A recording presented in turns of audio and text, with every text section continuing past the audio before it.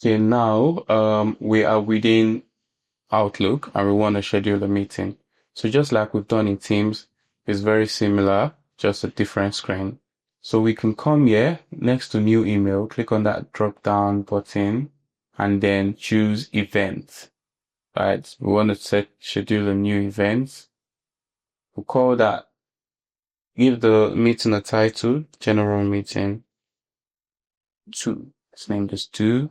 Let's invite Panjo, Gilbert, and Olive. Choose a date, just like we did before, 9 to 9:30. We don't want this to be a Teams meeting. We want an in-person event meeting. So we want to put the location for the meeting as the meeting. This is agenda. You can add more agenda items in there. We don't want this to be recurring. These options are just basically the same ones that we've discussed before.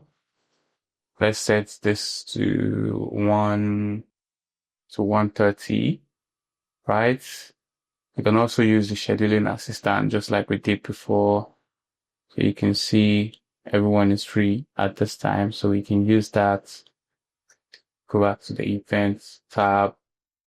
We can choose to remind people 15 minutes before the meeting, 5 minutes before, 1 day before, depending on anything you want to do. And yeah, those are the basic options. And then we can schedule this meeting by just sending, and everyone should receive that meeting invite. So that's the quick way. You can also do it from your calendar. So when you're within Outlook, if you go to the calendar tab, just like we did in Teams, go into the calendar tab, go to new events, click on the drop down, click new events, put the options in there, save, and everyone should receive that meeting. So that's basically how to set up meetings within Outlook.